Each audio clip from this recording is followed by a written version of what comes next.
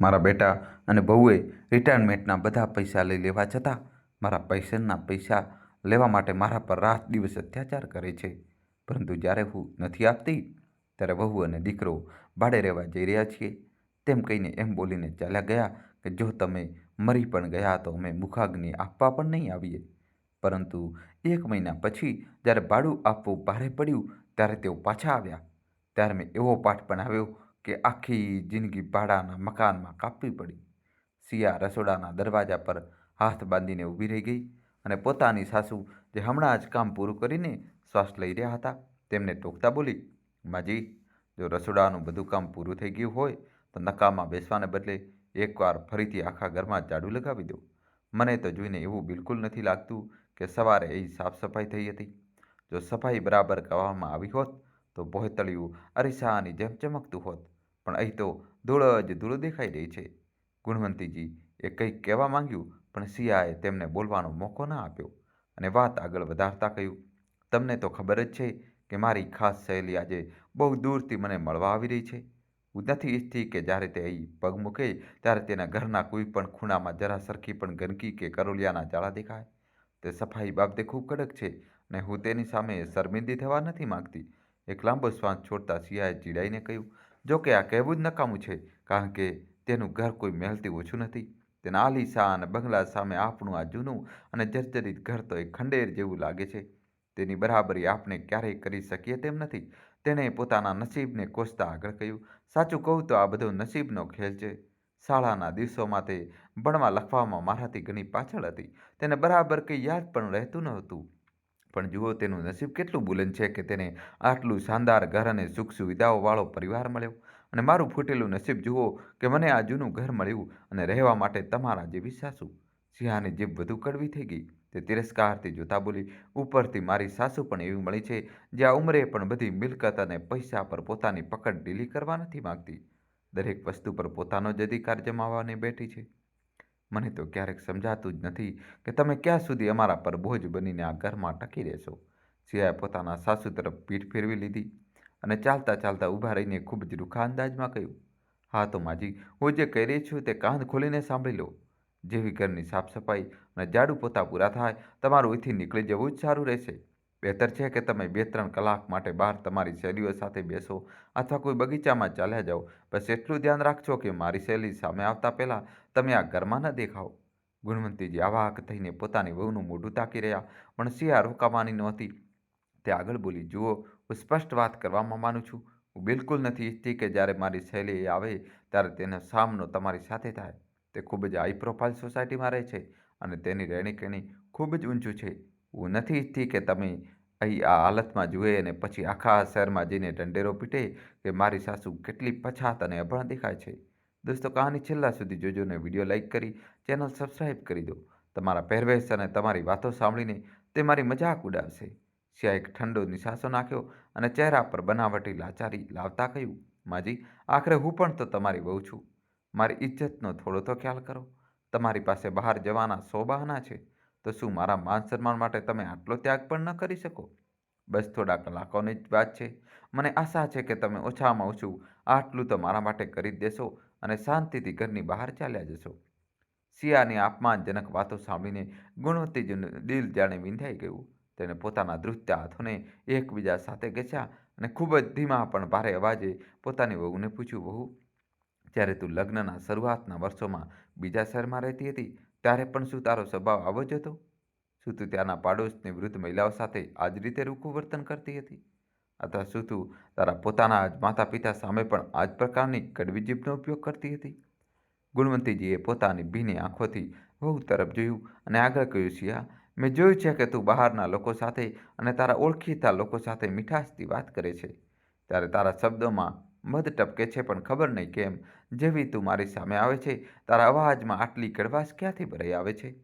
આખરે મેં તારું એવું શું બગાડ્યું છે કે તું મને દરેક પળે તારા શબ્દોથી ડંખ આપતી રહે છે? એક લાંબી ડૂસકી લેતા તેને પોતાની વાત ચાલુ રાખી, એવું લાગે છે જાણે તારા સસરાજીના આ દુનિયામાંથી જવા સાથે જ આ ઘરમાંથી મારા માટે બચેલું કૂચેલું સન્માન પણ જતું રહ્યું. તમે બંનેએ તો મને માણસ સમજવાનું જ છોડી દીધું. હવે તું જ જણાવ કે મારી તરફથી શું ખામી રહી ગઈ? તારા સસરાજીના અવસાન પછી જ 55 લાખ રૂપિયાનું ફંડ મળ્યું હતું. તે બધું મેં તમારા ભવિષ્ય માટે તમારા હાથમાં મૂકી દીધું. ઘરની ચાવીઓ તને આપી દીધી, બધો અધિકાર તને આપી દીધો, છતાં મને સમજાતું નથી કે તમે બંને આ ડોશીમાના આટલા નારાજ કેમ રહો છો? શું બધું લૂંટાઈ દીધા પછી પણ હું તમને લોકોને ખુશ ન કરી શકી? કહેતા ગુણવંતીજીનો અવાજ પૂરેપૂરો ભરાઈ આવ્યો. તેમનો સંયમ તૂટી ગયો અને પોતાના ચહેરાને પાલવથી ઢાંકીને જોરથી રડવા લાગ્યા. તેમના ડુસકા આખા રૂમમાં ગુંજી રહ્યા હતા, પણ તેમના આંસુ સિયાના પથ્થર દિલને પીગળવામાં નિષ્ફળ રહ્યા. સિયાએ પોતાની સાસુના રડવાને પૂરી રીતે અનદેખું કર્યું અને નફરતથી મોઢું બનાવીને બૂમ પાડી, હવે બસ પણ કરો. આ ફાલતુ મગરના આંસુ મારી સામે વહાવવાની જરૂર નથી. તને શું લાગે છે કે તું રડીશ તો મને તારા પર દયા આવશે? તારા ડહામાની મારા પર હવે કોઈ અસર નથી થવાની. અને રહી વાત બધું અમને સોંપવાની, તો આ ઉંમરે આટલું સફેદ જૂઠ બોલતા તને શરમ નથી આવતી? હું માનું છું કે સસરાજીના ફંડના જે 55 લાખ મળ્યા હતા, તેમાંથી તે આ ઘરના નવીનીકરણમાં થોડા પૈસા લગાવે છે, પરંતુ હકીકત તો એ છે કે આ ઘર આજે પણ કાનૂની રીતે તારા નામે જ છે. અમારા નામે તો કંઈ જ નથી. સિયાનો ગુસ્સો વધતો જ જતો હતો. તેને આગળ કહ્યું, ફક્ત ઘર જ નહીં, સસરાજીના અવસાન પછી દર મહિને 35,000ની મોટી પેન્શન આવે છે. તેને પણ તું તારી મુઠ્ઠીમાં દબાવીને બેઠી છે. મેં સવાર તને કહ્યું કે તે પેન્શનની રકમ ઘર ચલાવવા માટે મારા હાથમાં આપી દે, પણ તારા હાથમાંથી તો એક ફૂટી કોડી પણ નથી નીકળતી. જે સ્ત્રી 1 રૂપિયો ખર્ચવામાં કંજૂસી કરતી હોય, તો મારી પાસે આદર સન્માનની અપેક્ષા કેવી રીતે રાખી શકે? હવે બહેસ બંધ કર. તારું આ રડતું મોઢું લઈને નીકળ અને સીધી નીચે જા. યાદ રાખજે, 3 કલાક પહેલાં ઉપર આવવાની હિંમત ન કરતી. ત્યારે એ જ ભારે કદમોનો અવાજ સંભળાયો અને ગુણવંતીજીનો એકનો એક દીકરો વિક્રમ ત્યાં આવી પહોંચ્યો. પોતાની આંખોની સામે દીકરાને જોઈને ગુણવંતીજીની આશા જાગી. તેમણે તડપતા અને ડૂસકા ભરતા કહ્યું, વિક્રમ બેટા, તું જોઈ રહ્યો છે, સાંભળી રહ્યો છે કે તારી પત્ની આજે પોતાની સાસુ સાથે કઈ ભાષામાં વાત કરી રહી છે? તું પથ્થરની મૂર્તિ બનીને કેમ ઊભો છે? કે બોલતો કેમ નથી? શું તને પણ તારી આ બુઢીમાંથી કોઈ ફરિયાદ છે? શું મારા પ્રેમ અને ઉછેરમાં કોઈ કમી રહી ગઈ હતી? બેટા, તારી આંખોની સામે મારું આટલું અપમાન થઈ રહ્યું છે અને તું બધું ચૂપચાપ સાંભળી રહ્યો છે? શું એક શબ્દ પણ મારા પક્ષમાં નહીં કહે?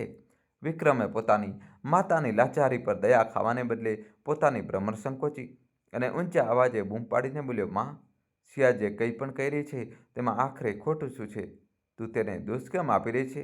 શું તું ભૂલી ગઈ છે કે તારી વજહથી જ અમે આટલા મોટા શહેરની સારી એવી નોકરી અને ત્યાંનું શાનદાર રહેણીકરણી છોડી દીધું? અમે ફક્ત એટલા માટે આ નાના શહેરમાં પાછા આવ્યા જેથી તને સહારો મળી શકે, તને ગડપણમાં એકલતા ન લાગે. પણ બદલામાં તે અમારા માટે શું કર્યું? તે તો બસ પોતાની જીદ પકડી રાખી છે. તેને પોતાની માતાની નજીક આવીને દબાણ વધારતા કહ્યું, મેં તને અગણિત વાર વિનંતીઓ કરી છે અને સમજાવી છે કે પપ્પાજીના મૃત્યુ પછી જે 35,000ની માસિક પેન્શન મળે છે, તે ચૂપચાપ અમારા હાથમાં સોંપી દીધા કર. આખરે આ ઉંમરે તારે આટલા પૈસાની શું જરૂર છે? તારો પોતાનો ખર્ચ જ શું છે? સવાર સાંજનું ખાવાનું તું અમારી સાથે આ ટેબલ પર ખાય છે. રહેવા માટે છત છે અને પહેરવા માટે અમે તને દર વર્ષે 2 જોડી નવા કપડાં પણ લાવી આપીએ છીએ.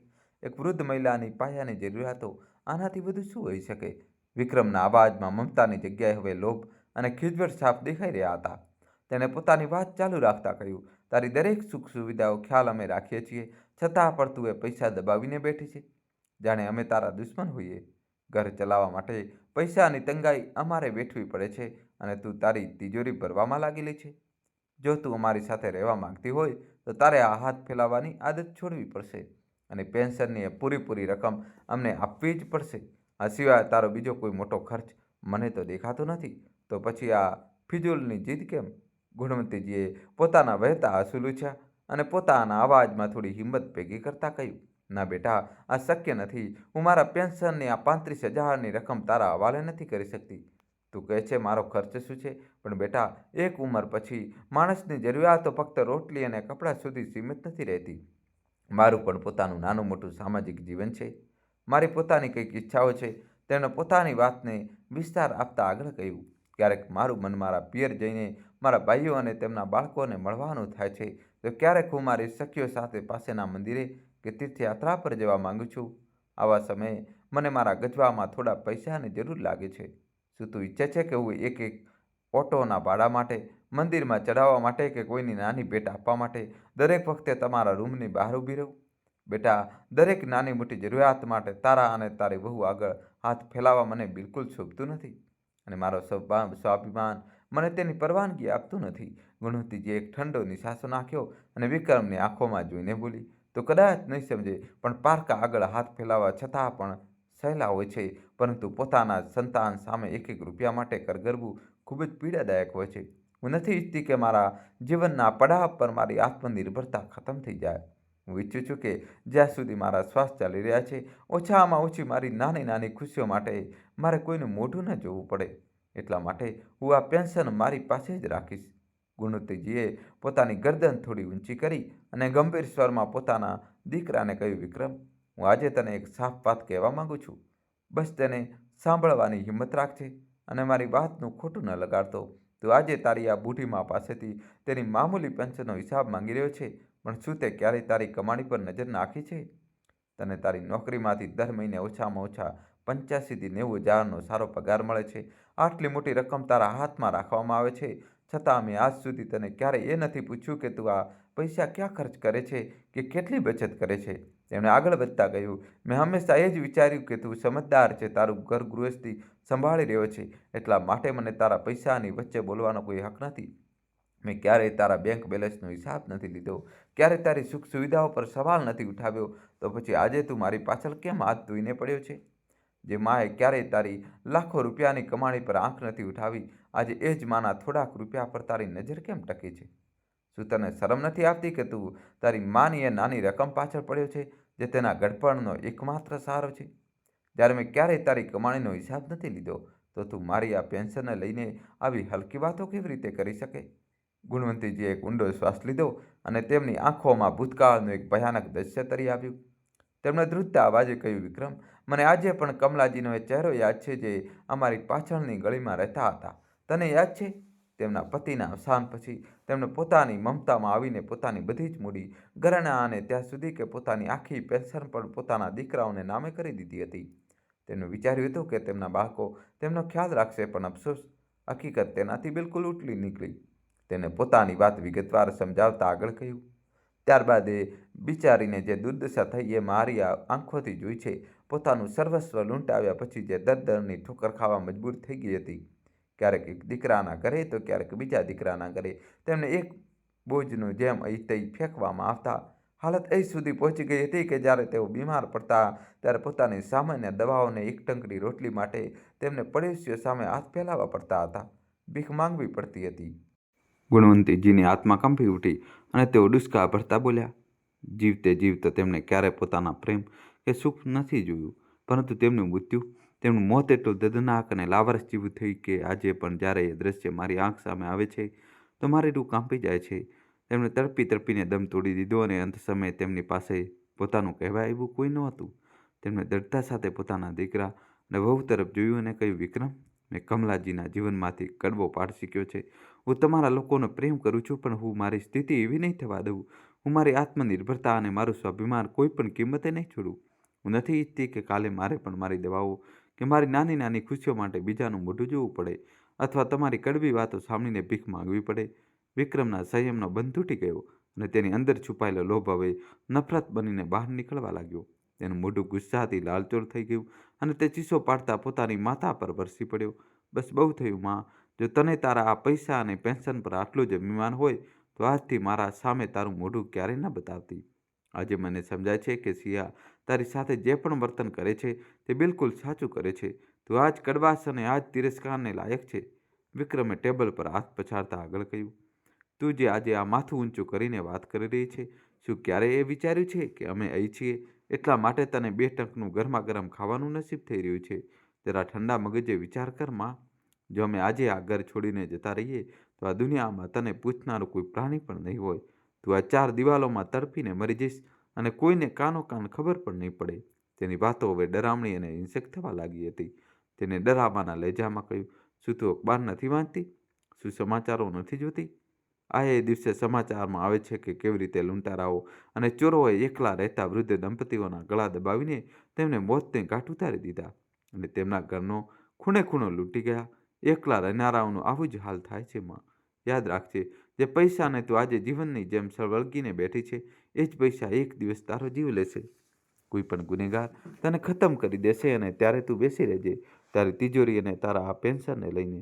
વિક્રમની આંખોમાં પોતાની માતા માટે મમતાનું એક ટીપું પણ બાકી નહોતું. તે પોતાની માતાને માનસિક રીતે એટલી તોડી નાખવા માંગતો હતો કે તે ડરીને બધા પૈસા તેમના નામે કરી દે. વિક્રમે પોતાના શબ્દોના તીક્ષ્ણ બાણ પોતાની બુદ્ધિમાના કલેજાની આરપાર કરી દીધા અને પગ પછાડતો સીડીઓથી નીચે ઉતરવા લાગ્યો. જતાં જતાં તેને પોતાની પત્ની સિયા તરફ જોયું અને ઊંચા અવાજે બોલ્યો, સિયા, જેવી તારી સખીઓની આ પાર્ટી પૂરી થાય, મને તરત ફોન કરી દેજે. અમે આજે રાત્રે બહાર ફિલ્મ જોવા જઈશું અને ત્યાં ડિનર પર કરીશું. આમને રહેવા દો. આ ઘરમાં એકલી જ્યારે જાતે ચૂલો સળગાવવો પડશે અને પોતાના વૃદ્ધ હાથોથી રોટલીઓ વણવી પડશે, ત્યારે તેમને પોતાની ઓકાત અને એ પૈસાની અસલી કિંમત સમજાશે. દોસ્તો, કહાની છેલ્લા સુધી જોજો અને ચેનલ સબસ્ક્રાઈબ કરી દો. આટલું કહીને તે ગુસ્સામાં લાલ પીળો થતો ઘરનો દરવાજો જોરથી પછાડીને બહાર નીકળી ગયો. વિક્રમના ગયા પછી સિયાના ચહેરા પર એક કુટિલ સ્મિત તરી આવ્યું. તેને પોતાની સાસુની લાચારીની મજાક ઉડાવતા અંતે તીખા લહેજામાં કહ્યું, કેમ માજી, સાંભળી લીધું ને કે તમારો લાડલો દીકરો આજે શું કહીને ગયો છે? જો હવેથી તમે તમારી જીભ ખોલવાની હિંમત કરી કે પેન્શનના પૈસાને લઈને કોઈ નખરા કર્યા તો તમારી શું દુર્દશા થશે તેનો અંદાજ તમે પોતે જ લગાવી લો. હવે તમે અમારા રહેમો કરમ પર છો. સિયાએ પોતાનો હુકમ ચાલુ રાખતા આગળ કહ્યું, મારી કીટી પાર્ટી બસ શરૂ જ થવાની છે. જેવી પાર્ટી પૂરી થશે, હું ઘરની ચાવી બહાર રાખેલા પાયદાનની નીચે છુપાવી દઈશ. જ્યારે તમે 3 કલાક પછી પાછા ઉપર આવો ત્યારે ફક્ત બેસવાનું નથી, પાર્ટીના જેટલા પણ એઠા વાસણો હશે તેને ઘસી ઘસીને સાફ કરી દેજો અને રસોડું પૂરી રીતે ચમકવું જોઈએ કે મારે આવીને એક આંગળી પણ હલાવવી ન પડે. સમજી ગયા તમે? હવે એક ક્ષણ પણ અહીં ઊભા ન રહો, સીધા નીચે જાઓ અને નજરથી દૂર થઈ જાઓ. સિયાની આ વાતોએ ગુણવંતીજીને અંદરથી હચમચાવી દીધા, પણ તેઓ કંઈ પણ બોલ્યા વગર ભારે પગલે સીડીઓ તરફ વધી ગયા. ગુણવંતીજી પોતાની ધૂંધળી આંખોથી રસ્તો જોતા અંતે ભારે હૈયે સીડીઓથી નીચે ઉતરવા લાગ્યા. તેમનું દરેક ડગલું જાણે પથ્થરનું થઈ ગયું હતું. તેઓ ધીરે ધીરે પાસેના પાર્ક તરફ વધી રહ્યા હતા, જેથી વહુની પાર્ટીમાં કોઈ ખલેલ ન પડે. ચાલતા ચાલતા તેમની યાદો પાછળ વહી ગઈ. તેમના પતિને ગુજરી ગયા ઘણા વર્ષો વીતી ગયા હતા. તેમને ક્યારેય સપનામાં પણ નહોતું વિચાર્યું કે તેમના જીવનસાથી આટલી જલ્દી તેમને સાત અધવચ્ચે છોડીને ચાલ્યા જશે. તેમના પતિ એક પ્રતિષ્ઠિત સરકારી પદ પર કાર્યરત હતા. જ્યાં સુધી તેઓ જીવિત રહ્યા, તેમણે ગુણવંતીજીને ફૂલોની જેમ રાખ્યા હતા. ઘરમાં કોઈ ચીજની કમી તો દૂર, તેમણે ક્યારેય ગુણવંતીજીના કપાળ પર ચિંતાની એક લકીર પણ આવવા દીધી નહોતી. ગુણવંતીજી પોતે પણ ભણેલા ઘણા અને સમજદાર મહિલા હતા. પતિના અચાનક નિધન પછી નિયમો મુજબ સરકારી નોકરી ગુણવંતીજીને મળી શકતી હતી, જેનાથી તેઓ પોતે આત્મનિર્ભર બની શકતા હતા. પરંતુ એક માતાનું દિલ તો મમતાથી ભરેલું હોય છે. તેમણે વિચાર્યું કે મારો દીકરો પણ જુવાન છે, તેને પોતાની આખી જિંદગી બનાવવી છે, તેની દરની ઠોકરો ન ખાવી પડે. અને આ જ વિચારીને તેમણે પોતાની એ નોકરી પોતાના દીકરા વિક્રમના નામે કરી દીધી. આજે એ જ દીકરો, જેના ભવિષ્ય માટે માતાએ પોતાની કારકિર્દી અને પોતાની સુરક્ષા કુરબાન કરી દીધી, આજે એ જ માતાની આંખોમાં સમંદર ભરીને આંસુ જોઈને પણ પથ્થર બની ઊભો રહે છે. માના ડુચકાથી તેને કોઈ ફરક નથી પડતો. પોતાની વ્યથાને પોતાની અંદર દબાવતા ગુણવંતીજીએ પાર્કના ગેટ પર પહોંચતા જ પોતાના પાલવથી આંખોના ખૂણા લૂછ્યા. તેઓ નહોતા ઈચ્છતા કે બહારની કોઈ પણ વ્યક્તિ તેમના ઘરની કલેશને જાણી શકે. પડોશીઓને જોઈને તેમણે પોતાના ચહેરા પર એક ખોટું અને ફીકું સ્મિત ઉડી લીધું, જાણે બધા જ ખૂબ સારું ચાલી રહ્યું હોય. પાર્કના સૌથી નિર્જન ખૂણે જ્યાં ઘટાદાર ઝાડ હતું, તેઓ એ જૂની બેન્ચ પર જઈને શાંતિથી બેસી ગયા. ત્યાંનો સન્નાટો તેમના મનના ઘોઘાટ કરતાં ક્યાંય વધુ સુકૂન આપનારો હતો. તેઓ બસ શૂન્યમાં તાકી રહ્યા અને પોતાની કિસ્મતના અજીબ વળાંક વિશે વિચારવા લાગ્યા. ત્યારે તેમની જૂની અને સૌથી નજીકની સખી જસુદાજીનો અવાજ તેમના કાને પડ્યો. જસુદાજી તેમની પાસે આવીને બેસી ગયા અને અંતે પોતાના પણાનથી ગુણવંતીજીના ખભા પર હાથ રાખીને પૂછ્યું, અરે ગુણવંતી, તું એ એકલી આ ખૂણે શું કરી રહી છે? કેવી છે તું? અને જણાવ, ઘરમાં દીકરો બહુ અને બાળકો કેવા છે? બધું કુશળ મંગળ તો છે ને? ગુણવંતીજીનું મન દુઃખોના ભારે બોજ નીચે દબાયેલું હતું. તેમની ઈચ્છા હતી કે તેઓ પોતાનું બધું દર્દ સમેટીને ક્યાંય છુપાઈ જાય અને કોઈને સાથે કોઈ વાત ન કરે. તેઓ નથી ઈચ્છતા કે તેમના ઘરની કડવાશ દુનિયા સામે આવે. પરંતુ જસુદાજીના વારંવાર અંત્ય સ્નેહથી પૂછવા પર ગુણવંતીજીના સંયમનો બંધ તૂટી ગયો. તેમણે એક લાંબો અને ઠંડો શ્વાસ લીધો અને અંતે ઉદાસ અને ખોવાયેલા સ્વરે ધીરેથી કહ્યું, કેવા બાળકો જસુદા, અને કોના બાળકો? હવે આ દુનિયામાં મારું પોતાનું કોઈ બચ્યું નથી. ગુણવંતીજીનો આ અવાજ સાંભળીને જસુદાજી એકદમ સતબદ્ધ થઈ ગયા. તેને પોતાની સખી પાસેથી આવા રૂખા અને હતાશાભર્યા જવાબની બિલકુલ અપેક્ષા નહોતી. જસુદાજીએ ગભરાઈને ગુણવંતીજીનો હાથ પોતાના હાથમાં લીધો અને અંતે ચિંતા શાંતથી પૂછ્યું, ગુણવંતી, આ તું શું કરી રહી છે? તારી આંખોની આ ભીનાશ અને તારા અવાજની આ થકાવટ બતાવી રહી છે કે તું બહુ પરેશાન છે. શું વાત છે મને સાફે સાફ જણાવ. આખરે આપણે એક જ ઉંમરના છીએ અને વર્ષોથી એકબીજાના સુખ દુઃખના સાથી રહ્યા છીએ. જો તું તારી આ વ્યથા મને નહીં જણાવે તો કોને જણાવીશ? જે પણ બાબત હોય ખુલીને કહે. કદાચ મન હળવું થઈ જાય. જશોદાજીની હમદર્દી જોઈને ગુણવંતીજીને લાગ્યું જાણે તેમને કોઈ સહારો મળી ગયો હોય. પરંતુ તેમના શબ્દો હજુ પણ તેમના ગળામાં જ અટવાયેલા હતા. ઘણીવાર સુધી પાર્કમાં બેસવા અને મનનો બોજ હળવો કર્યા પછી જ્યારે સાંજ ઢળવા લાગી તો ગુણવંતીજીએ પોતાની સખીને અંતે સ્નેહ સાથે આગ્રહ કર્યો. જશોદા, ઘણો સમય થઈ ગયો આપણને સાથે બેઠા. જો તારી પાસે થોડો સમય હોય તો શું તું મારા ઘરે આવીને એક કપ ચા પીશ? મને બહુ સારું લાગશે. જશોદાજી પોતાની સખીની આંખોમાં છુપાયેલી એકલી તરફને જોઈ શકતા હતા. એટલા માટે તેઓ ઈચ્છવા છતાં પણ તેમને ના પાડી શક્યા નહીં અને તેમની સાથે ઘર તરફ ચાલવા લાગ્યા. જેવું સિયાએ પહેલાં જ કહી દીધું હતું કે તેની કીટી પાર્ટી પૂરી થઈ ગઈ હતી. તે પોતાની સખીઓ સાથે અટ્ટહાસ્ય કરતી બહાર ક્યાંક ફરવા અને સિનેમા જોવા નીકળી ગઈ હતી.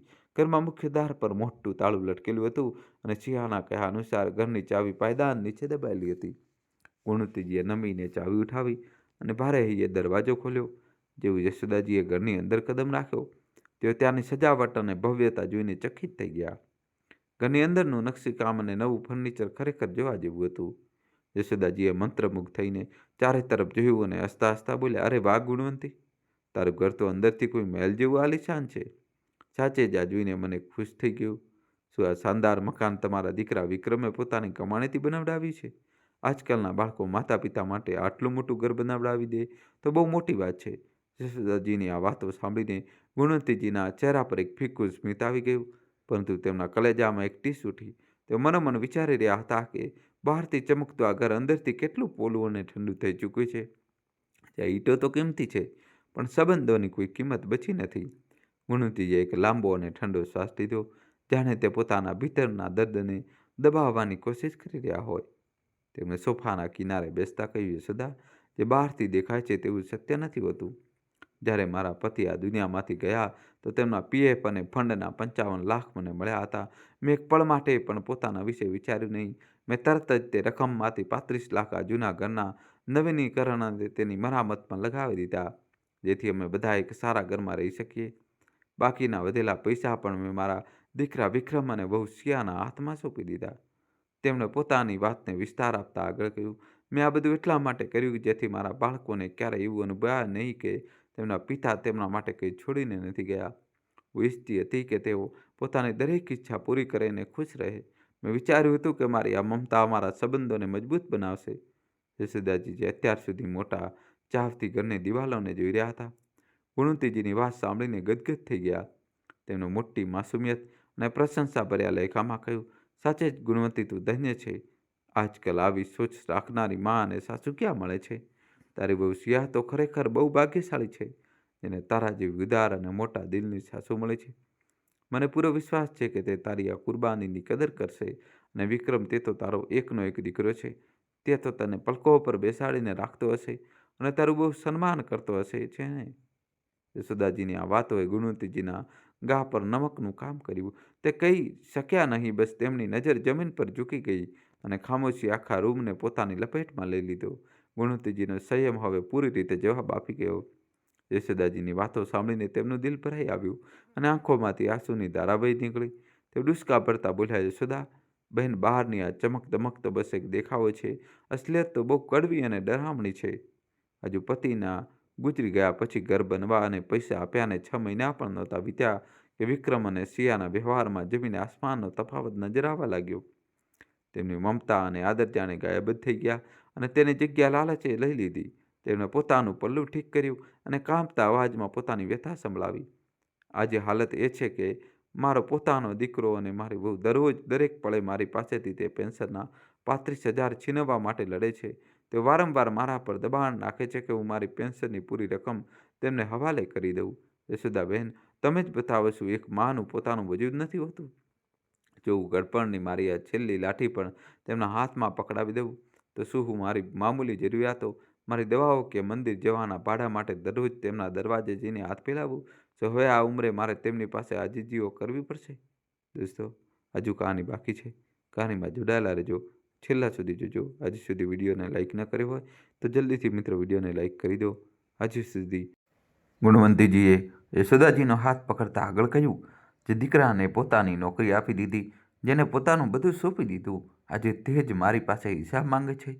મને ડર લાગે છે યશોદાબહેન કે જો મેં આ પૈસા પણ તેમને આપી દીધા તો કાલ ઉઠીને તેઓ મને ઘરની બહાર કાઢવામાં એક પળની પણ વાર નહીં કરે. શું સ્વાભિમાનથી જીવવું મારો હક નથી? શું દરેક નાની મોટી વસ્તુ માટે તેમની આગળ ગીડગીડાવવું જ હવે મારું નસીબ બનીને રહી ગયું છે? યશોદાજીની આંખોમાં પણ પોતાની સહેલીની હાલત જોઈને ગુસ્સો ઉતરી આવ્યો.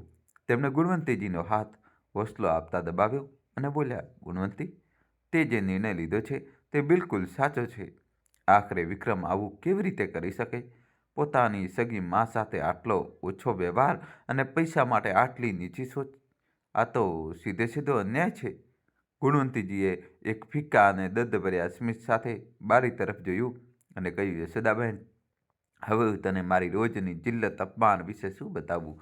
છેલ્લા કેટલાય મહિનાઓથી મારો એક પણ દિવસ સુકૂનથી નથી વીત્યો. સવારથી સાંજ સુધી બસ ધમકીઓ સાંભળવા મળે છે. ક્યારેક સિયા તો ક્યારેક પોતાનો દીકરો વિક્રમ. બંને બસ એ જ કહેતા રહે છે કે અમે ઘર છોડીને ચાલ્યા જઈશું, તને આ જૂના ઘરમાં એકલી ચડવા માટે છોડી દઈશું. પહેલાં તો હું આ સાંભળીને કાંપી જતી હતી, વિચારતી હતી કે આ ઉંમરે એકલી કેવી રીતે રહીશ. પણ હવે સાંભળતા સાંભળતા કેટલાય દિવસો થઈ ગયા અને મહિના વીતી ગયા. મને ખુદને ખબર ના પડી. તેમણે એક લાંબો શ્વાસ લીધો અને પોતાના અવાજમાં થોડી શક્તિ લાવતા આગળ કહ્યું, હવે હું બહુ ખરાબ રીતે થાકી ચૂકી છું. મારું મન ભરાઈ આવ્યું છે આ રોજ રોજના ઝઘડા અને માનસિક પ્રતાડાનથી. હવે મેં પણ મારા મન પર પથ્થર રાખી લીધો છે. મેં નક્કી કરી લીધું છે કે હવે જે થશે તે જોયું જશે. યશોદા, તું જ વિચાર, જે માણસે જીવનભર સુખ દુઃખમાં સાથે રહેવાનું વચન આપ્યું હતું, ત્યારે તે જ મને અધવચ્ચે એકલી છોડીને ચાલ્યા ગયા. તો પછી આ દીકરા પાસેથી હવે હું શું ઉમ્મીદ રાખું? જો આને પણ જવું હોય તો ચાલ્યો જાય. હું હવે આને રોકવા માટે મારા આત્મસન્માનનો સોદો નહીં કરું. ગુણવંતીજીના અવાજમાં એક અજીબ સ્થિરતા હતી, જાણે તોફાન પછી શાંતિ છવાઈ ગઈ હોય. તે બોલ્યા, જ્યારે ત્યાં સુધી મારો શ્વાસ ઉપરવાળાએ લખ્યા છે ત્યાં સુધી મારે જીવવું તો પડશે જ. હવે ભલે તે જીવવું આપનો સાથે હોય કે એકલા, મેં પોતાની જાતને દરેક પરિસ્થિતિ માટે તૈયાર કરી લીધી છે. હવે હું કોઈની ધમકીઓ આગળ નહીં ઝૂકું અને આજ મારી આત્મનિર્ભરતાનો કોઈ પગમાં રાખીશ. થોડીવાર પછી ગુણવંતીજીએ પોતાની સહેલી યશોદાને ચા પીવડાવી અને થોડીવાર જૂની યાદો તાજી કર્યા પછી યશોદાજી પોતાના ઘર માટે વિદાય થયા. દિવસો પોતાની રફતારથી પસાર થઈ રહ્યા હતા, પરંતુ ઘરની અંદરનો તણાવ ઓછો થવાનું નામ નહોતો લેતો. લગભગ 10 દિવસ વીતી ચૂક્યા હતા અને સિયાના મનમાં લાલચની આગ વધુ તેજ થઈ ગઈ હતી. એક રાત્રે સિયાએ વિક્રમને એકાંતમાં ઘેરી લીધો અને મોટા શાતિર અંદાજમાં ફૂસફૂસાવતા બોલી, વિક્રમ, શું તને નજર નથી આવી રહ્યું કે તારી કોરી ધમકીઓ તારી મા પર રતિભર પણ અસર નથી થઈ રહી? તે તો હવે તારી વાતોને અનસુની કરવા લાગી છે. જો આપણે વાકે તે પૈસા જોઈએ છે તો હવે આપણે કંઈક ઠોસ અને કડક પગલું ભરવું જ પડશે, નહીંતર ભૂલી જા કે તે ક્યારેય પોતાની મરજીથી આપણને એક પણ આપશે. સિયાએ વિક્રમના મગજમાં ઝેર દોરતા આગળ કહ્યું, અરે જરા વિચારો તો ખરા, 35,000ની રકમ કોઈ નાની મોટી વાત નથી હોતી. જો તે પૂરી પેન્શન દર મહિને આપણા હાથમાં આવવા લાગે તો ઘરના તમામ ખર્ચ અને એસો આરામ તેમાંથી જ પૂરા થઈ જશે. તમારી પોતાની પૂરી પગાર કે જે 90,000ની આસપાસ છે તે એવી ને એવી બેંકમાં સુરક્ષિત પડી રહેશે. આપણે કેટલા અમીર થઈ જઈશું. અને તમારી માનું શું? તે તો હવે પેલા જૂના ઝાડ જેવી છે જે ગમે ત્યારે પડી શકે છે. કાલે ઉઠીને જો તેમને કંઈ થઈ ગયું તો આપણને ખબર પણ નહીં પડે કે તેમણે પોતાની જમાપૂંજી અને દાગીના કોને અને ક્યાં દાન કરી દીધા. વિક્રમ જે પોતાની પત્નીની વાતોની જાળમાં પૂરી રીતે ફસાઈ ચૂક્યો હતો, વગર કોઈ હિચકિચાટે બોલ્યો, તું બિલકુલ સાચું કહી રહી છે સિયા. હવે પાણી માથા પરથી જઈ ચૂક્યું છે. આપણે કોઈ એવો રસ્તો કાઢવો જ પડશે જેનાથી તેમને આપણી અહેમિયત સમજાય. તને જે ઠીક લાગે તે કર. તું જે પણ પગલું ભરીશ હું તારી સાથે છું અને હું તને બિલકુલ નહીં રોકું. બસ મને તો તે પૈસા જોઈએ. વિક્રમની સંમતિ મળતા જ સિંહાના ચહેરા પર એક ભયાનક ચમક આવી ગઈ. હવે તે પોતાની સાસુને પૂરી રીતે બેબસ કરવાની સાજિશ રચવા લાગી હતી. બીજા દિવસે સૂરજની પહેલી કિરણ સાથે જ સિયાના મનમાં પલાઈ રહેલી સાજિશે આકાર લેવાનું શરૂ કરી દીધું. તેને મોટા રૂખા સ્વરમાં ગુણવંતીજીને આદેશ આપ્યો, માં, જરા ઉપર છત પર જઈને જુઓ ત્યાં કેટલો કૂડો કચરો અને માટી જમા થઈ ગઈ છે. તરત જઈને સાફ કરી દો. મને ઉપર બહુ ગંદકી દેખાઈ રહી છે. ગુણવંતીજીએ પોતાના કમર પર હાથ રાખ્યો અને થાકેલા અવાજમાં વિનંતી કરતા બોલ્યા, બહુ, હવે તો ચિલચિલાતી ધૂપ તડકાવતો સમય છે અને વરસાદની મોસમ પણ આવવાની છે. એકવાર જમાજમ પાણી વરસ્યું નહીં કે આખી છત પોતે જ ધોવાઈને અરીસા જેવી સાફ થઈ જશે. પછી શું કામ વ્યર્થમાં આ તપતા તડકામાં આ ગરડી હડકાઓની તકલીફ આપી રહ્યા છું? મારી ઉંમર હવે સીડીઓ ચડવા ઉતરવાની નથી રહી. આ સાંભળતા આજે સિયાનો પારો ચડી ગયો. તે પોતાની આંખોમાં નફરત ભરીને ચિલ્લાઈ, બસ કરો તમારી આ દલીલો. મને આવી ગંદકી વચ્ચે રહેવાની રતિભર પણ આદત નથી. તમે જોયું નહીં કે મેં આ ઘરના નવીનીકરણ અને તેની સજાવટમાં કેટલી મહેનત કરી છે? તેને ચમકાવીને રાખવા માટે મારે કેટલી મશક્કત કરવી પડે છે. સાચું તો એ છે કે આ ઉંમરે હું તમને તમારી સાથે આ ઘરમાં રહેવા દઈ રહી છું. એ જ બહુ મોટી વાત હોવી જોઈએ. નહીંતર લોકો તો આ ઉંમરે પોતાની માઓને વૃદ્ધાશ્રમ છોડી આવે છે. સિયાએ પોતાના તેવર વધુ કડક કરી લીધા અને ધમકીભર્યા લહેકામાં આગળ કહ્યું, હવે તો મારું આ ઘરમાં એક પળ પણ રહેવાનું મન નથી કરતું. આજે તો તમારો દીકરો તમને પ્રેમથી સમજાવી રહ્યો હતો અને ધમકીઓ આપી રહ્યો હતો, પણ આજે હું તમને સાફ અને છેલ્લી વાર ચેતવણી આપી રહી છું. જો તમને તમારી તે 35,000ની પેન્શન આટલી જ વાલી છે, તો તેને પોતાની છાતીએ વળગાડીને તમારી પાસે જ રાખો. અમારે તમારી ફૂટી કોડી પણ નથી જોઈતી. ગુણવંતીજી આવાક રહી ગયા. તેમને સમજ નહોતું પડતું કે સિયા અચાનક પેન્શન હાથે પૈસા માટે ના કેમ પાડી રહી છે, જ્યારે કાલ સુધી તો તેના માટે જ લડી રહી હતી. તેમને સિયાની આંખોમાં એક અજીબ સાજિશની ગંધ આવી રહી હતી. સિયાની છેલ્લી વાત સાંભળીને ગુણવંતીજીને લાગ્યું કે કદાચ વહુનું મન બદલાઈ ગયું છે અને તેમના ચહેરા પર એક પળ માટે રાહતની લકીર ઉભરી. પરંતુ તે રાહત બહુ નાની અને અસ્થાયી સાબિત થઈ. સિયાએ પોતાનું કુટિલ સ્મિત વિખેરતા કડક સ્વરમાં કહ્યું, અરે આટલી જલ્દી ખુશ થવાની જરૂર નથી માં. પહેલાં મારી પૂરી વાત તો સાંભળી લો. તમે તમારી પેન્શન તમારી પાસે રાખી લો, પરંતુ આજથી આ ઘરની બાગડોર બદલાઈ જશે. ઘરનું મહિનાભરનું રાશન, રોજનું દૂધ, પાણી અને વીજળીનું બિલ, અહીં સુધી કે તમારા પૌત્રની સ્કૂલ વાનની ફી અને ઘરના બાકી જેટલા પણ છૂટક ખર્ચાઓ છે, તે બધાનું ચૂકવણું તમે તમારી આ જ પેન્શનની રકમમાંથી કરશો. આ શરત તમને મંજૂર તો છે? તો ઠીક છે, નહીંતર અમે આજે અને અત્યારે જ આ ઘર છોડીને જવાની તૈયારી કરીએ છીએ. દોસ્તો, કહાની છેલ્લા સુધી જોજો અને ચેનલ સબસ્ક્રાઈબ કરી દો. ગુણવંતીજી હજુ કંઈ બોલી શકે તે પહેલાં સિયાએ પોતાના તર્કસનું સૌથી ઝેરી બાણ ચલાવ્યું. તેને બેહદ ક્રૂરતા સાથે કહ્યું, પણ એક વાત તમારા કાન ખોલીને સાંભળી લો. જો અમે એકવાર અમારો સામાન લઈને ઉંબરાની બહાર નીકળ્યા, તો પછી તમારો અમારી સાથે કોઈ સંબંધ નહીં રહે. તમે તમારા પૌત્રનું મોઢું જોવા માટે પણ તરસી જશો, પણ હું તેને તમને મળવા ક્યારેય નહીં દઉં. હવે ફેસલો તમારા હાથમાં છે. યા તો તમારા પેન્શનના 35,000 ઘરના ખર્ચાઓમાં લગાવો, અથવા પછી આ છેલ્લી ઉંમરે એકલતા અને બેબસી સાથે આ ખાલી ઘરમાં પોતાના મોતની રાહ જુઓ. આ સાંભળીને ગુણવંતીજીનું દિલ જાણે થંભી ગયું. પૌત્રનું નામ સાંભળીને તેમની મમતા કાંપી ઉઠી, પરંતુ સિયાની આ સોદેબાજીએ તેમના આત્મસન્માનને ફરી એકવાર હચમચાવી દીધું હતું. ગુણવંતીજીએ હતાશ થઈને સિયા તરફ જોયું અને બહુ દુઃખી મનથી બોલ્યા, બહુ, તું તો ઘરની પૂરી જવાબદારી અને આર્થિક બોજ મારા ખભા પર નાખવાની કોશિશ કરી રહી છે. શું તને આ વાતનો જરા પણ અહેસાસ છે કે આ બધા ખર્ચાઓ પછી મારી પાસે એક પણ રૂપિયો બાકી નહીં વધે? હું આજ સુધી તમે લોકો પાસેથી મારી કોઈ પણ જરૂરિયાત માટે કંઈ નથી માંગતી. એટલા માટે તો હું મારી 35,000ની પેન્શનને સંભાળીને રાખું છું, જેથી મારું સ્વાભિમાન જળવાઈ રહે. તેમણે પોતાના અવાજમાં થોડી મક્કમતા લાવતા પૂછ્યું, સિયા, તારો પતિ વિક્રમ દર મહિને 90,000ની આસપાસ કમાય છે. શું આટલી મોટી રકમ પણ તમારા બંને માટે ઓછી પડી રહી છે? અથવા પછી તારો ઈરાદો એવો છે કે મારું આખું પેન્શન ઘરના ખર્ચમાં ખતમ થઈ જાય અને તું તારો આખો પગાર બેંકમાં બચાવીને રાખી શકે? એનો તો સીધો અર્થ એ જ થયો ને કે પહેલાં હું મારી પાસેના બધા જ પૈસા લૂંટાવી દઉં અને પછી કાલે એક એક દાણા માટે તમારી સામે હાથ ફેલાવું. બહુ આટલી પણ કઠોર અને નિર્દય ન બનો. ગુણવંતીજીની આંખોમાંથી આંસુ છલકાઈ આવ્યા અને તેમણે હાથ જોડતા કહ્યું, બહુ, સંયમનું પીડું ક્યારેય રોકાતું નથી. આજે હું પડાવ પર છું તો કાલે તું પણ વૃદ્ધ થઈશ. જરા વિચારો, જો ભવિષ્યમાં તમારું સંતાન તમારી સાથે આવો વ્યવહાર કરે ત્યારે તમને કેવું લાગશે?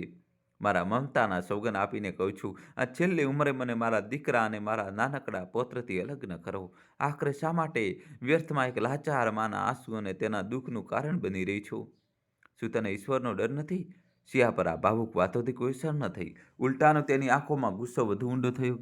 સિયાના દિલમાં મમતા જેવી કોઈ વસ્તુ બચી નહોતી. જેવું ગુણવંતીજીએ હાથ જોડીને વિનંતી કરી, સિયાનો ગુસ્સો 7મા આસમાને પહોંચી ગયો. તેને જોઈને ઝપટ મારીને ગુણવંતીજીનું ઘરડું અને નબળું કાંડું પકડી લીધું અને તેને બેરહમીથી મરોડતા ચીસ પાડી, હે ભગવાન, આ ડોશીની અક્કલ તો ગૂંઠણમાં છે. આટલું સમજાવતા છતાં તેને સમજ નથી પડતી. તો ઠીક છે, તું તારા 35,000ના પેન્શનને જ તારી છાતીએ વળગાડીને રાખ અને આ જ ઘરમાં એકલી સડી સડીને મર. આટલું કહેતા જ સિયાએ પોતાની પૂરી તાકાતથી ગુણવંતીજીને ધક્કો મારી દીધો. બિચારા ગુણવંતીજીનું પોતાનું સંતુલન ગુમાવી બેઠા અને દૂર ફ્લોર પર જઈ પડ્યા, જેનાથી તેમના હાથ પગમાં ઊંડી ઈજા થઈ. ગુણવંતીજી પીડાથી કણસી રહ્યા હતા, પરંતુ સિયાએ તેમને તરફ જોયું પણ નહીં. તેણે તરત જ વિક્રમને ફોન લગાવ્યો અને ગુસ્સામાં બધું કહી દીધું. ફોન પર વિક્રમનો લહેજો વધુ ઝેરીલો હતો. તેને બૂમ પાડીને કહ્યું, સિયા, બસ બહુ થયું. હવે એક ક્ષણ પણ ત્યાં રોકાવાની જરૂર નથી. તારો બધો સામાન પેક કરવાનું શરૂ કરી દે. આપણે ક્યાંક બીજે જઈને રહીશું, પણ હવે આ ડોશીનું મોઢું પણ જોવું નથી. હું સાફ કહી દઉં છું, કાલે જો આ મરી પણ ગઈ તો હું તેના શબને હાથ લગાડવા કે મુખાગ્નિ આપવા પણ નહીં આવું. અમે અહીં રહીને તેને 2 ટાઈમની રોટલી આપી રહ્યા છીએ, પણ તેને તો પોતાનું પૈસાનું અભિમાન છે. રહેવા દો, તેને એકલી મરવા દો, પછી તે આ જ ઘરમાં ભૂત બનીને ભટકતી રહેશે. ગુણવંતીજીએ જમીન પર પડ્યા દીકરાના પથ્થર દિલના શબ્દો સાંભળ્યા તો તેમની બચી કૂચી મમતા પણ રાખ થઈ ગઈ. દોસ્તો, કહાની છેલ્લા સુધી જોજો અને વિડીયો લાઈક કરી ચેનલ સબસ્ક્રાઈબ કરી દો. તેમણે હવે પોતાના મન પર પથ્થર રાખી લીધો અને નક્કી કરી લીધું કે હવે જે થશે તેનો સામનો તેઓ એકલા જ કરશે. બીજા દિવસે વિક્રમ અને સિયા પોતાનો બધો સામાન સમેટીને એક ભાડાના આલિશાન ફ્લેટમાં રહેવા ચાલ્યા ગયા. પરંતુ હકીકતનો સામનો તેમને ત્યારે થયો જ્યારે મહિનાનો અંત આવ્યો. જે ઘરના ખર્ચાઓ તેઓનું મામૂલી સમજાતા હતા, હવે તેમની કમર તોડવા લાગ્યા હતા. ખિસ્સામાંથી 40,000 થી 45,000 ફક્ત પાયાની સુવિધાઓમાં જ નીકળવા લાગ્યા.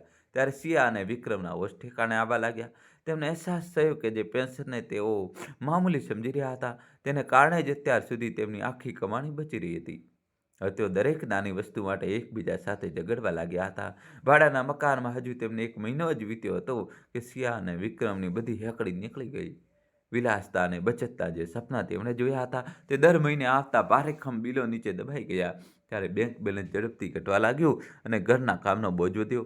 ત્યારે તેમને સમજાયું કે ગુણવંતીજીની હાજરી અને તેમના પેન્શનનું મહત્વ શું હતું. પોતાની આર્થિક તંગી અને સ્વાર્થને મમતાનો ઓપ આપીને તેઓ બંને ફરી એકવાર ગુણવંતીજીના દરવાજે આવીને ઊભા રહ્યા. વિક્રમે ચહેરા પર બનાવટી પસ્તાવો લાવીને ખૂબ જ મીઠા સ્વરમાં કહ્યું, માં, આ 1 મહિનામાં મને એક ક્ષણ પણ ચેન નથી પડ્યો. હું બસ એ જ વિચારીને પરેશાન હતો કે તું આટલી મોટી ઉંમરે આ ખાલી ઘરમાં એકલી કેવી રીતે રહેતી હશે. આખરે તારી અવસ્થા પોતાને સંભાળ રાખવાની રહી નથી. માં, આખરે આપણે પણ તો માણસ જ છીએ અને માણસથી જ ભૂલ થાય છે. અમારાથી પણ કંઈક ભૂલ થઈ ગઈ તો શું તું તારા દીકરાને માફ નહીં કરે? વિક્રમે એક ડગલું આગળ વધાર્યું અને પોતાની વાતમાં વજન આપતા કહ્યું, માં, મેં ખૂબ જ ઊંડાણપૂર્વક વિચાર કર્યો છે. આખરે હું તારો એકલો દીકરો છું. જો હું મારી માની સેવા અને દેખભાળ નહીં કરું તો બીજું કોણ કરશે? દુનિયા શું કહેશે કે દીકરો જીવતા જીવ માને એકલે છોડી ગયો? એટલે મેં આ નિર્ણય લીધો છે કે અમે પાછા અહીં જ તારી પાસે આવીને રહીશું. અમે તે ભાડાનું મકાન છોડી રહ્યા છીએ જેથી તારી ગળપરની લાકડી બનીને હું તારી સાથે રહી શકું. સિયા પણ પાસે ઊભી રહીને પોતાની નજર ઝુકાવીને એવી રીતે ઊભી હતી જાણે તેને ખૂબ જ પસ્તાવો થઈ રહ્યો હોય. જ્યારે સત્ય એ હતું કે તેને પોતાના બેંક બેલેન્સના ઝડપથી ઘટવાની ચિંતા સતાવી રહી હતી. બંને આશામાં હતા કે ગુણવંતીજી ફરી એકવાર તેમની વાતોમાં આવી જશે અને ઘરના દરવાજા તેમના માટે ખોલી દેશે. વિક્રમ અને સિયાને પોતાના ઉંમરે કાકલુદી કરતા જોઈ ગુણવંતીજીના મનમાં હવે ન તો કોઈ મમતા જાગી, ન તો કોઈ નબળાઈ. તેમણે એક ઊંડો અને શાંતિપ્રિય શ્વાસ લીધો અને ચહેરા પર એક ફિક્કી પણ સ્વાભિમાની સ્મિત લાવતા કહ્યું, બેટા વિક્રમ, કદાચ તું ભૂલી ગયો છે, તને મેં જન્મ આપ્યો છે. હું તારી માં છું, તારી નસે નસથી વાકેફ છું. તો એ મારી ચિંતામાં નહીં પણ તારી ખાલી થતા ખિસ્સાના ડરથી આવ્યો છે. તેમણે વિક્રમની આંખોમાં સીધું જોતા ખૂબ જ બેબાકપણે કહ્યું, ત્યાં તને ભારેખમ ભાડું અને વીજળીનું બિલ ભરવું અઘરું પડી રહ્યું છે, તેથી તને અચાનક તારી આ ગરડીમાંની યાદ સતાવા લાગી. નવાઈની વાત છે, તને હજારો રૂપિયાના મકાન માલિકને આપવા મંજૂર છે, પણ તારી જન્મદાત્રી માને 2 ટાઈમના કોળિયા આપવા તને બોજ લાગી રહ્યો હતો. આજે મને પૂરી રીતે સમજાઈ ગયું છે કે આ સ્વાર્થી દુનિયામાં કોઈનું હોતું નથી.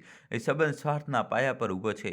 ગુણવંતીજીએ સિયા તરફ જોયું જે હજુ પણ પોતાની ચાલાકી છુપાવવાનો પ્રયત્ન કરી રહી હતી અને કડક સ્વરે બોલ્યા, હવે મને તારી ચિંતા કરવાની રતીભર પણ જરૂર નથી. મેં મારી વ્યવસ્થા કરી લીધી છે. મેં એક વિશ્વાસુ કામવાળી રાખી લીધી છે જે મહિનાના થોડા પૈસા લે છે અને ઘરનું બધું કામ હસતા કરી દે છે. ઓછામાં ઓછું તે મને કડવા શબ્દો તો નથી કહેતી. હવે મને કોઈની જીંક સાંભળવાની આદત નથી રહી. તું તારી પત્ની સાથે જ્યાં છે ત્યાં ખુશ રહે. આ ઘરમાં હવે તારા માટે કોઈ જગ્યા બચી નથી. વિક્રમ કંઈક બોલવા માંગતો હતો, પણ ગુણવંતીજીએ જેને તક જ ના આપી. તેમણે અંતિમ શબ્દો કહ્યા, હવે મારે વિશ્રામ કરવાનો સમય થઈ ગયો છે. મારી શાંતિમાં ખલેલ ન પહોંચાડો. તમે જઈ શકો છો. આટલું કહેતા જ ગુણવંતીજીએ પૂરી શક્તિ અને આત્મવિશ્વાસ સાથે પોતાના ઘરનો બહારનો દરવાજો વિક્રમ અને સિયાના મોઢા પર બંધ કરી દીધો. બહાર સન્નાટો છવાઈ ગયો અને અંદર ગુણવંતીજીએ પહેલીવાર આઝાદી અને આત્મસન્માનની તાજી હવામાં શ્વાસ લીધો. આજે તેમને સમજાયું કે કમલાજી જેવી હાલત થતાં તેમણે પોતાની જાતને બચાવી લીધી હતી. જેવા ગુણવંતીજીએ પોતાના ઘરના દરવાજા પોતાના દીકરાને વહુ માટે બંધ કરી દીધા, આ સમાચાર જોતજોતામાં આખી કોલોનીમાં ફેલાઈ ગયા. લોકો પૂછપૂછાવા લાગ્યા કે કેવી રીતે એક માએ પોતાના એકના એક દીકરાને ઘરની બહારનો રસ્તો બતાવી દીધો. જ્યારે આ વાત જશોદાજીને ઘરે પહોંચી તો તેમની વહુ ધૂંધવાથી પોતાના સાસુ પાસે આવી. તેને હાથ નચાવતા ખૂબ જ તીખા લહેજામાં કહ્યું, માજી, સાંભળ્યું તમે તમારી તે ખાસ સખી ગુણવંતીજીએ શું ગજબ કરી દીધો છે? પોતાના સગા દીકરા અને વહુને આ ઘરના ઉંબરેથી ધક્કો મારીને કાઢી મૂક્યા. કેટલી પથ્થર દિલ છે તે સ્ત્રી! તેને જશોદાજીને ચેતવણી આપતા અંદાજમાં કહ્યું, હું તો કહું છું માજી, હવે તમે તમારી પહેલી સખીથી દૂર રહો. તેમની સંગતમાં રહીને ક્યાંક તમારું પણ મગજ ન બગડી જાય. ઘડપણમાં લોકો અવારનવાર સઠિયાતા હોય છે અને પોતાનાઓને દુશ્મન સમજવા લાગે છે. ક્યાંક તમે પણ તેમની વાતો સાંભળીને અમારી વિરુદ્ધ કોઈ પગલું ન ભરી લો. એવી સખીઓથી અંતર જાળવી રાખવા જ તમારા અને આ ઘરની શાંતિ માટે વધુ સારું રહેશે. નહીંતર ખોટા ઘરમાં કલેશ વધશે. યશોદાજી પોતાની વહુની વાતો સાંભળીને સતબદ્ધ રહી ગયા. તેમને સમજાઈ રહ્યું હતું કે તેમની વહુને ડર એ વાતનો નથી કે ગુણવંતીજીનું મગજ બગડ્યું છે, પણ ડર એ વાતનો છે કે ક્યાંક યશોદાજી પણ પોતાના અધિકારો માટે જાગૃત ન થઈ જાય. યશોદાજી પોતાની વહુની વાતો સાંભળીને વિચલિત ન થયા. ઉલટું તેમના ચહેરા પર એક એવી ચમક આવી ગઈ જે સ્વાભિમાનની હતી. તેમણે પોતાની વહુની આંખોમાં આંખ પરોવીને ખૂબ જ શાંત અને દૃઢ શબ્દોમાં કહ્યું, વહુ, મને લાગે છે કે ગુણવંતીજીનું એ જે પણ કર્યું તે બિલકુલ સાચું કર્યું છે. જો આ ઉંમરે પણ તે પોતાના નિર્ણયો પોતે લેવાની હિંમત રાખે છે અને આત્મનિર્ભર છે, તો તેને કોઈની આગળ ગીડગીડાવી કે હાથ ફેલાવવાની શું જરૂર છે? યશોદાજીએ પોતાની વાતને વિસ્તાર આપતા આગળ કહ્યું, સાચું તો એ છે કે આજની દરેક વયોવૃદ્ધ મહિલાએ ગુણવંતીજી પાસેથી આ પાઠ શીખવો જોઈએ. જ્યારે દીકરો અને બહુ પોતાની અલગ દુનિયા વસાવીને ખુશ રહી શકે છે, તો અમને પણ તેમના પર બોજ બનીને રહેવાનો કોઈ શોખ નથી. આ કેટલી મોટી વિડંબના છે વહુ, કે એક મા પોતાના ગરીબીમાં પણ બાળકોને પાળી પોષીને મોટા કરી દે છે, પણ તે જ બાળકોને જ્યારે એક ઘરડી માએ સંભાળવાનો વારો આવે છે ત્યારે તેમની પાસે પૈસાની અછત પડી જાય છે. શું આ જ તમારા સંસ્કાર અને વ્યવહાર છે?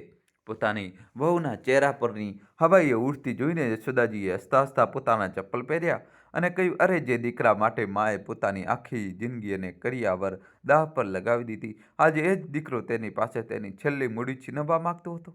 આ તો અન્યાય છે. ચાલ, હવે તું તારું કામ કર. હું જરા ગુણવંતીજીને મળીને આવું છું. તેને આ સમયે એક સાચી સખીની જરૂર છે. દરવાજાથી બહાર નીકળતા નીકળતા યશોદાજી રોકાયા અને પોતાની વહુ તરફ ફરીને ખૂબ જ અર્થપૂર્ણ લહેજામાં બોલ્યા, અને એક વાત ગાંઠે બાંધી લેજે વહુ, મારે મારી સખીને મળવા માટે કોઈની પરવાનગીની જરૂર નથી. અને જેવું કે તે કહ્યું કે મગજ બગડી ન જાય, તો યાદ રાખજે કે મારી પાસે પણ મારું પોતાનું મગજ છે અને તે બહુ સારી રીતે કામ કરી રહ્યું છે. હું જાણું છું કે મારું સન્માન કેવી રીતે સુરક્ષિત રાખવું. યશોદાજીના જતાં જ તેમની વહુ લાચારી અને ગુસ્સામાં ઊભી રહી ગઈ. તેને સમજાઈ ગયું હતું કે ગુણવંતીજીની આઝાદીના લહેર હવે તેના પોતાના ઘર સુધી પણ પહોંચી ચૂકી છે. યશોદાજી જ્યારે ગુણવંતીજીના ઘરે પહોંચ્યા તો ત્યાંનું દ્રશ્ય જ બદલાયેલું હતું. ઘરના તે ભારે અને ગુંગળામણ ભર્યા વાતાવરણની જગ્યાએ હવે એક અસીમ શાંતિએ લઈ લીધી હતી. ગુણવંતીજી પોતાના વરાંડામાં બેઠા બેઠા હૂંફાળા તડકાનો આનંદ માણી રહ્યા હતા.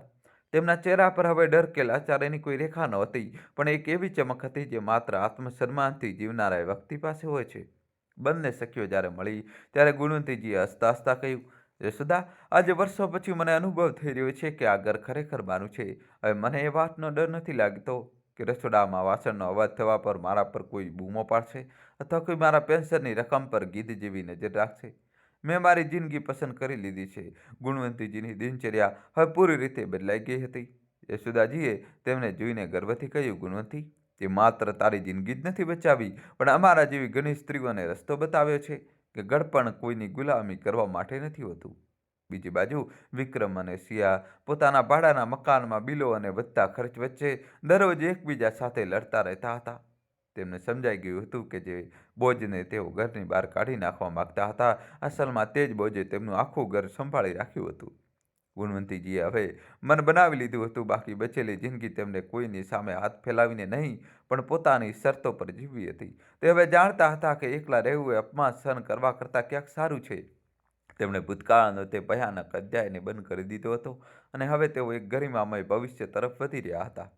સંતાનને સંસ્કાર અને શિક્ષણ આપવું એ માતા પિતાની ફરજ છે, પણ પોતાના આત્મસન્માનની બલિ આપીને તેમના મોહમાં આંધળું થવું એ પોતાની સાથે અન્યાય છે. આત્મનિર્ભરતા જ ઘડપણની અસલી લાકડી છે. તો દોસ્તો, કહાની કેવી લાગી કોમેન્ટમાં જણાવજો. અને મિત્રો, કોમેન્ટમાં તમારે જય શ્રી કૃષ્ણ તો લખવું જ પડશે. જલ્દીથી તમારા ભાઈ માટે કોમેન્ટમાં જય શ્રી કૃષ્ણ લખી દો. વિડીયો લાઇક કરીને ચેનલ સબસ્ક્રાઇબ કરી દો. અને તમે કયા ગામ, કયા શહેરથી સ્ટોરી જોઈ રહ્યા છો, તમારા ગામનું, શહેરનું નામ કોમેન્ટમાં લખવું પડશે. જલ્દીથી મિત્રો ચેનલ સબસ્ક્રાઇબ કરી દો.